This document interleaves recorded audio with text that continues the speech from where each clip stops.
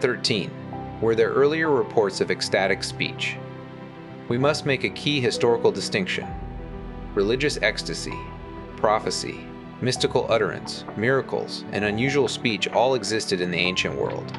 But these categories are not identical, and their existence does not by itself establish a precedent for modern Pentecostal glossolalia. To establish such a precedent, we would need clear evidence that Christians produced speech-like vocalizations not identifiable as natural human languages.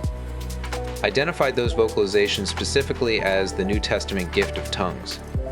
Incorporated that understanding into doctrine or worship. These are separate claims, and the surviving evidence from most of the period between the Apostolic Age and the 19th century does not clearly establish that combination. Montanism is often cited as an early example, but the evidence does not support that claim. The Montanist movement emerged in the 2nd century and was associated with prophecy and claims of direct inspiration by the Holy Spirit. Ancient critics describe Montanists and others entering ecstatic states while prophesying. However, the controversy was not about the existence of prophecy or supernatural experience. The wider church already affirmed those realities. The issue was how such claims were to be evaluated and authenticated. As Eusebius preserves, Montanus was accused of prophesying in an ecstatic or frenzied manner that departed from the customary practice of the churches. The dispute centered on authority and discernment, not on the legitimacy of supernatural claims in principle. This is consistent with the New Testament emphasis that prophetic claims must be tested. Let the others weigh what is said. 1 Corinthians 14 and 29. The spirits of prophets are subject to prophets. 1 Corinthians 14 and 32. God is not a God of confusion, but of peace. 1 Corinthians 14 and 33. Test everything, hold fast what is good. 1 Thessalonians 5 and 21.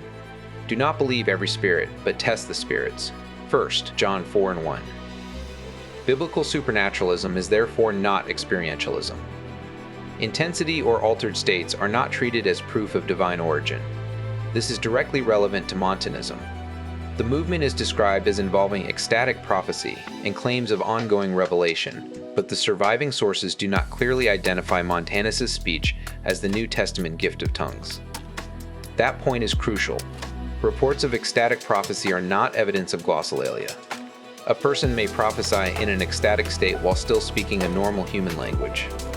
The historical question is therefore not simply whether Montanus spoke ecstatically, but whether they produced non-linguistic vocalizations and explicitly identified them as the biblical gift of tongues. The evidence does not clearly demonstrate that. Instead, the controversy is consistently framed as a dispute over prophecy, authority, and discernment, not as a dispute over a distinct phenomenon of tongue speech, as later understood in modern Pentecostalism. If Montanism is used as evidence for 2nd century glossolalia, the burden is to show not only ecstatic behavior, but a clear identification of that behavior with the New Testament gift of tongues. That identification is not present in the surviving sources. The early Christian response further reinforces this. Montanist prophecy was treated as a contested form of prophetic activity, not as a recognized continuation of a distinct tongues phenomenon. This does not mean early Christians rejected all supernatural experience. It means they rejected the assumption that supernatural intensity authenticated itself. Returning to the historical question of tongues, the categories must remain distinct. Ecstatic prophecy is one phenomenon. Unusual speech is another. Miraculous foreign language ability is another. And non-linguistic vocalization identified as New Testament tongues is another. These must not be conflated. Across the pre-modern period, there is no clear, continuous, and securely documented Christian tradition in which non-linguistic speech is explicitly identified as the New Testament gift of tongues. This does not deny that unusual vocal phenomena were reported. It does not deny that ecstatic experiences occurred. It simply notes that the specific identification required for continuity with modern Pentecostal glossolalia is not clearly evidenced. The historical question is therefore narrow.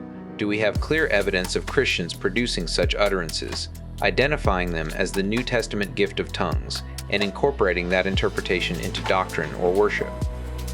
Prior to the 19th century, the answer is not clearly demonstrable from the surviving record. The first substantial post-apostolic example commonly cited is the movement connected with Edward Irving in the 1830s.